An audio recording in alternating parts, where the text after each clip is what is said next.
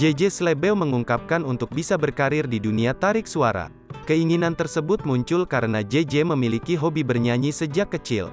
Iya, JJ sekarang pengen banget nyanyi, karena memang hobi dari dulu, ujar JJ Slebeo saat ditemui di kawasan Tendean, Jakarta Selatan, Jumat, tanggal 9 September tahun 2022.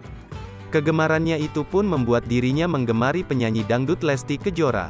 Kecintaan terhadap istri Rizky Bilar itu karena sang nenek yang memari Lesti Kejora. Selain sang nenek, JJ menilai kepribadian Lesti menjadi daya tarik tersendiri bagi dirinya. Hingga saat ini JJ belum pernah bertemu dengan sang idola, wanita yang terkenal karena Citayam Fashion Week di SCBD ini pun memberikan pesan untuk sang biduan. "Kalau aku ketemu aku cuma mau bilang kata mama aku suka banget sama teteh," pungkas JJ Slebeo.